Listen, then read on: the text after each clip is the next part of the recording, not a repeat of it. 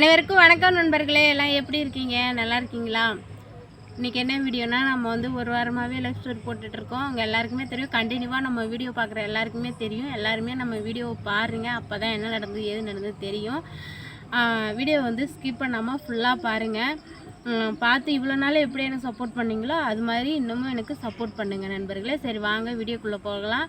நேற்று வந்து எதோட வீடியோ போட்டேன்னா, நேற்று போய் திருப்பூர் போய் ஜாமான்லாம் ஏற்றிட்டு வந்துட்டு அதுக்கப்புறம் அங்கே க்ளோஸ் பண்ணிவிட்டு ரூம்லாம் காலி பண்ணிவிட்டு ஏற்றிட்டு வந்துட்டேன். அதுக்கப்புறம் ட்ரைனிங் போனேன், ஊர்காவல்படையில் செலக்ட் ஆகிட்டேன், ட்ரைனிங் போனேன் அப்படின்னு சொல்லியிருந்தேன்.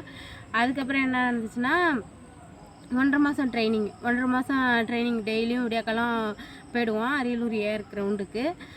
அது மாதிரி போயிட்டுருந்தேன். கொஞ்சம் சிரமமாக தான் இருந்துச்சு. ஏன்னா வந்து எனக்கு ஆப்ரேஷன் பண்ண உடம்பு, அது இல்லாமல் இதே போலீஸ் ட்ரைனிங் இன்னும் கடினமாக இருக்கும். இது வந்து அவ்வளோ கஷ்டம் இல்லை. இருந்தாலுமே அது எனக்கு கஷ்டமாக இருந்துச்சு. அதாவது வந்து அங்கே வந்தது எல்லாமே சின்ன வயசு பிள்ளைங்களாம் வந்தாங்க, பசங்களும் சரி பொண்ணுங்களும் சரி. 31 பேர் என்னோடய இதில் நாங்கள் ட்ரைனிங் முடித்தோன்னு நினைக்கிறேன். ஆமாம், 31 பேர். அதில் எல்லாருமே சின்ன வயசுக்காரங்க. யாரோ ஒரு சில பேருக்கு தான் 27 28 இப்படி இருந்துச்சு. எனக்கு 29 வயசுன்னு நினைக்கிறேன். அப்போ ஆமாம், 29 முடிஞ்சு 30 ஆரம்பிக்கிற சமயம். அப்போ வந்து என்னோடய வயசுக்கு ஆப்ரேஷன் பண்ண உடம்பு, அப்புறம் உடம்பு வேறு குண்டாக இருக்குது. அதுப்போ அந்த சமயத்தில் எனக்கு கொஞ்சம் கஷ்டமாக தான் இருந்துச்சு.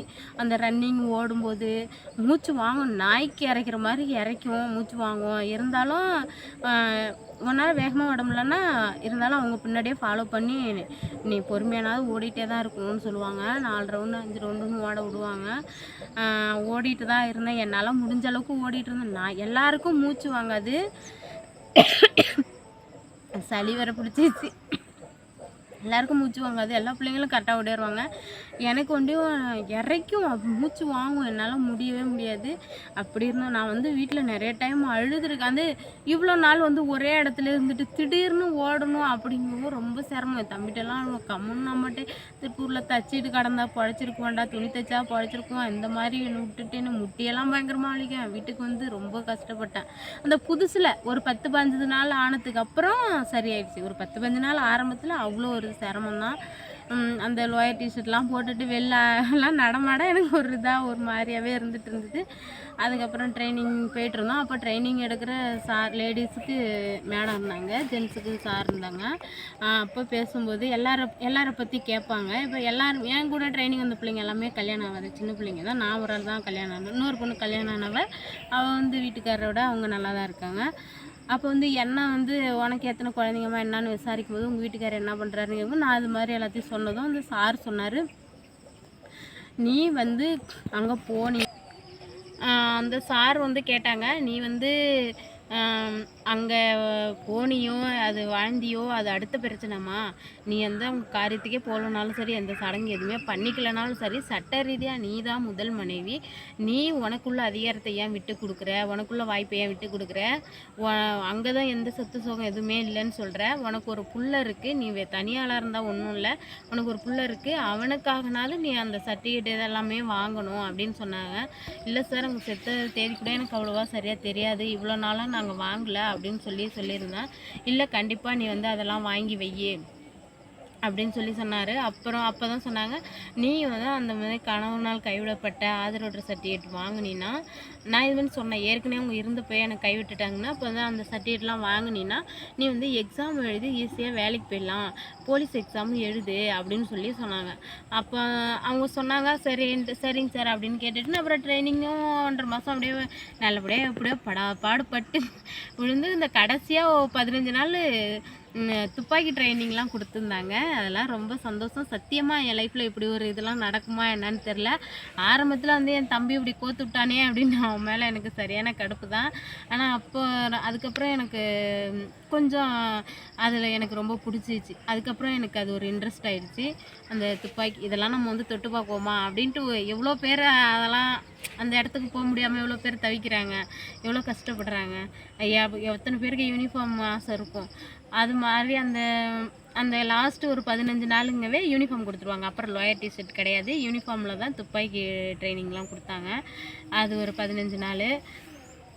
அப்போ யூனிஃபார்ம் ஃபஸ்ட்டு தைச்சி போட்டப்போ எனக்கு பிடிக்கவே இல்லை. யூனிஃபார்ம் அந்த இன் பண்ணி போட்டுட்டு எனக்கு பிடிக்கல வச்சு. நம்ம எவ்வளோ அழகாக நீட்டாக சேலை கட்டிட்டு எப்படிலாம் இருந்தோம், இப்படி வந்து இது போட்டிருக்குமே அப்படின்ட்டு அப்புறம் போட போட அது பழகிடுச்சு. அப்படியே ட்ரைனிங்கை நல்லபடியாக முடித்து பரேடு லாஸ்ட்டு பரேடெலாம் அட்டன் பண்ணி இதெல்லாம் முடிச்சாச்சு. பாசிங் அவுட்லாம் முடிச்சு அதுக்கப்புறம் டியூட்டி ஃபஸ்ட்டு என்னோடய டியூட்டி நாங்கள் ட்ரைனிங் முடித்து பார்த்த டியூட்டி வந்து அப்போ வந்து எலெக்ஷன் டைமு. அப்போ வந்து எடப்பாடி ஐயா வந்து இங்கே அரியலூர் மாவட்டத்துக்கு வந்தார். ஃபஸ்ட்டு டியூட்டி எடப்பாடி ஐயாவுக்கு தான் டியூட்டி பார்த்தோம் நாங்கள். அது மறக்கவே முடியாது ஃபஸ்ட்டு டியூட்டி. அதுக்கப்புறம் அப்படியே டியூட்டி போயிட்டே இருந்தோம். அதில் என்ன ஒன்றுனா அந்த டியூட்டி அந்த வேலைக்கு நான் போனதுக்கு அப்புறம் எனக்கு நல்லது நடந்துச்சுன்னா, அதாவது வந்து கிராமத்தில் எல்லாம் எப்படிலாம் இருப்பாங்கங்கிறது உங்களுக்கே தெரியும். அதை விட்டுட்டு போயிட்டான், ஒரு பிள்ளைய விட்டுட்டு போயிட்டான், இது சோத்து கோழி இல்லாமல் கிடக்குது, அங்கே திருப்பூரில் வேலை செஞ்சு சோறு திங்குது, இங்கே அப்படி இப்படின்னு எங்களை இலக்கரமாக எப்படி பேசுனாங்களோ அவங்கெல்லாம் இப்போ வந்து அது நமக்கு தான் தெரியும். 5 நாள் டியூட்டி, 10 நாள் டியூட்டி எத்தனை நாள் மாதத்துக்கு இருக்கோ அத்தனை டியூட்டி. ஒரு டியூட்டிக்கு போனால் ட்ரைனிங் அப்போ 280ன்னு சொன்னாங்க. ஆனால் நாங்கள் ட்ரைனிங் முடித்த நேரம் நாங்கள் 280 ரூபா சம்பளம் வாங்கவே இல்லை. நாங்கள் முதல் சம்பளம் வாங்கினதே 520 ரூபா. சம்பளத்தை ஏற்றிட்டாங்க. ஒரு டியூட்டிக்கு போனால் 560 ரூபா சம்பளம். 5 நாள் மாதத்துக்கு 5 நாள் 560 2800 நிறையா மாதம் குறைஞ்சது ஒரு நிறைய மாதங்கள் வெறும் 5 டியூட்டி இருக்கும். மாதத்தில் 5 நாள் வேலைக்கு போய்ட்டு மிச்சம் 25 நாள் வீட்டில் தான் இருப்பேன். எல்லோரும் கேட்பாங்க, என்னடி வேலைக்கு போலியா, டியூட்டிக்கு போலியா, வேலைக்கு போலியான்னு. அது ஒரு கேள்விக்குறியாக இருந்தாலுமே 5 நாள் டியூட்டி தான். அந்த 2800 சம்பளத்தை 6 மாதம் நிறைய நாள் அந்த சம்பளத்தை வாங்கிட்டு ரொம்ப கஷ்டப்பட்டுருக்கேன். ஏன்னா நான் திருப்பூரில் அந்த நம்பி தானே அந்த ஸ்கூல்லாம் சேர்த்துட்டு லோன்லாம் எடுத்திருந்தேன். அதெல்லாம் லோன்லாம் கட்ட முடியல. ஒரு மாதம் மாட்டை ஈடு வச்சேன், ஒரு மாதம் தோடை ஈடு வச்சேன், கொலுசு ஈடு வச்சேன்ட்டு சைடுగా தோடல ஒன்னோட எல்லாத்தையும் அடை வச்சு கட்டினேன். இருந்தாலும் அந்த வேலைக்கு போய் சம்பளம் வாங்கி சந்தோஷமாக இருக்க முடியலனாலும் எனக்கு வந்து ஒரு வெளி உலகத்துக்கு மதிப்பு மரியாதை கௌரவத்தை கொடுத்தது இந்த யூனிஃபார்ம் தான். அதை நான் சத்தியமாக மறக்கவே முடியாது. ஏன்னா வச்சுக்கேன், அப்படிலாம் எங்களை ஏளனமாக நினச்சவங்க முன்னாடி இப்போ வந்து நான் ஒரு யூனிஃபார்மில் போகிறேங்கிறதுனால என்னை அப்படி மட்டமாக நினச்சவங்க வாயாலேயே என்னடி போலீஸ்காரி எல்லாம் ஊருக்குள்ளே வந்து எல்லோரும் அதாவது ஒரு மதிப்பு மரியாதையாக நைட்டு 2 மணிக்கு வந்தாலும் சரி, நைட்டில் எந்த டைமில் வந்தாலும் எனக்கு ஒரு பயம் இல்லை. அதாவது ஒரு தைரியம், எனக்குள்ள ஒரு தைரியம். அதான் என் தம்பி அப்போ சொன்னது இப்போ நான் நினச்சி பார்க்குறேன். நிறைய டைம் நினச்சி பார்த்துருக்குறேன். எந்த இடத்துக்கும் போனாலும் ஒரு கௌரவமாக நமக்கு தெரியுது ஊர்காவல் படை தானே. நிறைய பேருக்கு ஊர்காவல் படை தெரியும். காக்கி சட்டை போட்டாலே போலீஸு அப்படிங்கிற ஒரு இது போலீஸுக்கு கொடுக்குற அதே மரியாதை கொடுப்பாங்க. அது ஒரு கௌரவமாக இருக்குது. யாரோ ஒரு சில பேர் தான் இது வந்து இவங்கெல்லாம் ஊர்காவல் படை போலீஸ் கிடையாது அப்படின்னு நினைக்கிறவங்க தான் வந்து அந்த இடத்துல வந்து நீங்கள் ஹோம் கார்டு தானே அப்படின்னு ஒரு இதாக கேட்பாங்க. அது விவரம் தெரிஞ்சவங்க யாராவது. அதையும் நிறைய பேர் பெருமையாகவும் பேசுவாங்க. பரவாயில்ல, இவங்கெல்லாம் குறைஞ்ச சம்பளத்துக்கு நல்லா வேலை பார்க்குறாங்க, இவங்க நல்லா கஷ்டப்படுறாங்க வேலை பார்க்குறாங்கன்னு அதையும் நல்ல விதமாகவும் பேசியிருக்காங்க. யாரோ ஒரு சில பேர் தான் ஆமாம் நீ என்ன ஹோம் கார்டு தானே அப்படின்னு இதாக பேசுகிறது. மற்றபடி எல்லா இடத்துலையுமே எங்களுக்கு நல்ல ஒரு மரியாதை. எனக்கு இந்த யூனிஃபார்ம் போட்டு தான் நான் ஒரு வெளி உலகத்துக்கு கௌரவமான ஒரு வாழ்க்கை வாழுறேன், தூரமான ஒரு இடத்துல இருக்கேன்னா அது இந்த யூனிஃபார்ம் சர்வீஸு தான். அது வந்து சத்தியமாக கண்டிப்பாக இந்த இடத்துல வந்து என் தம்பிக்கு நான் நன்றி சொல்லியே ஆகணும்.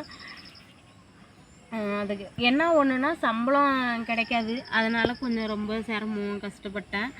அதுக்கப்புறம் தான் அப்படி கஷ்டப்பட்டுட்டு இருக்கும்போது தான் அந்த சமயத்தில் தான் எங்கள் அண்ணன் பொண்ணு இங்கே எங்கள் வீட்டுக்கு விருந்தாடி வந்திருந்தா. அவள் தான் வந்து அப்போ வந்து என் பையன் நல்லா டான்ஸ் ஆடிட்டே இருப்பான். எப்போ பார்த்தாலும் ரோட்டில் டான்ஸ் ஆடிட்டே இருப்பான், பைத்தியக்கார மாதிரி. எல்லோரும் என்னை கூப்பிட்டு சொல்லுவாங்க, உன் பிள்ளைக்கு என்ன பைத்தியம் மாடி எப்போ பார்த்தாலும் ஆடிட்டே இருக்கான்ட்டு. அப்போ தான் அவள் வந்து அத்தை நான் வந்து அஜய் வந்து ஒரு யூடியூப் சேனல் ஆரம்பித்து ஆட விட்டுறலாம் அப்படின்னு சொல்லிட்டு அவளாவே வந்து இவனுக்கு நல்ல திறமை இருக்குது ஆடட்டும் அப்படின்னு சொல்லி யூடியூப் சேனலில் இந்த ஐடி வந்து அந்த M Kumaran son of Mahalakshmi அந்த படம் இருக்குல்ல, அந்த படத்தை வச்சு தான் அவள் வந்து வி அஜய் சன்னா பொண்ணு தான். இந்த ஐடியா வந்து லோகேஸ்வரின்னு எங்கள் அண்ணன் பொண்ணு தான். இது வந்து அவளோட இஷ்டத்துக்காக தான் ஓப்பன் பண்ணினான். ஓப்பன் பண்ணி இந்த சேனல் வந்து அப்போ வந்து நாங்கள் வந்து இது மாதிரி பாட்டு ரீல்ஸ்லாம் எடுத்து போடலை. அப்போ இவ்வளோ விவரம் தெரியல. ரீல்ஸ் எப்படி எடுக்கிறதுனே அப்போ எனக்கு தெரியாது. நான் அப்படியே ஒரு பாட்டு போடணுன்னாலும் அதை ஷேர் ஷாட்டில் அந்த பாட்டு எடுத்து எடிட் பண்ணி அப்படி தான் போட்டுட்ருந்தேன். அப்போ வந்து வெறும் ஓன் வாய்ஸ் தான், நாங்கள் சொந்த வாய்ஸ் தான். நிறைய காமெடிலாம் பண்ணி போட்டுட்ருந்தோம். படாத பாடுபட்டு சொந்தக்காரங்க செல்லலாம் வாங்கி சப்ஸ்கிரைப் பண்ணி எப்படியோ 1500 சப்ஸ்கிரைபர் வர வச்சுட்டோம். ரீச் ஆகி கொஞ்சம் ரீச் ஆகிற சமயத்தில் எனக்கு மனசு வெறுத்துச்சு. இது என்னப்பா 1500 சப்ஸ்கிரைபர் வந்து இன்னும் 4000 வாட்சிங் அவர் வரணுங்கிறாங்க. நமக்கு வாட்சிங் அவர் வரல, ஒன்றும் வரல. நமக்கு கடன் பிரச்சனை அதிகமாகிட்டு இருக்குது, சுமைகள் அதிகமாக இருக்குது. இருந்த வரைக்கும் ஒரு நகையை கழட்டி அடகு வச்சுட்டோம். இனிமேல் வைக்க என்ன இருக்குது அப்படின்ட்டு இங்கே பக்கத்தில் எங்கள் ஊர்லேருந்து ஒரு 6 கிலோமீட்டரில் ஒரு கம்பெனி, முந்திரி பேர் கம்பெனி, அது சின்ன கம்பெனி தான், அவங்க வீட்டில் வச்சுருக்காங்க. அங்கே வந்து ஆள் வேலைக்கு கூப்பிட்டாங்க எங்கள் பெரியப்பா பொண்ணு ஒருத்தவங்க. அப்புறம் அவங்க மூலயமா போய் நாங்கள் வேலைக்கு விட்டோம். அங்கே போய் சம்பளம் வாங்கவும் எனக்கு வந்து இந்த யூடியூப்பை அப்படியே க்ளோஸ் பண்ணிட்டேன், அப்படியே விட்டுட்டேன். யூடியூப்பை அப்படியே விட்டுட்டு அங்கே போவோம். மாதத்தில் 10 நாள் டியூட்டி இருந்தாலும் சரி, 5 நாள் டியூட்டி இருந்தாலும் சரி, 4 நாள் டியூட்டி இருந்தாலும் சரி, அந்த டியூட்டி இருக்கிற நாளைக்கு டியூட்டிக்கு போயிடுவேன், மற்ற நாள் கம்பெனிக்கு போயிடுவேன். அது வந்து எனக்கு ஒரு கொஞ்சம் ஈஸியாக இருந்துச்சு. ஏன்னா வச்சுக்க, அந்த ஒரு 10 நாள் 15 நாள் கம்பெனிக்கு போய்ட்டு அது ஒரு 4-5000 அங்கே சம்பளம் வந்துடும். இதில் ஒரு 7 நாள் 10 நாள் நெருங்க போனால் இதில் ஒரு 4-5000 சம்பளம் வந்துடும்.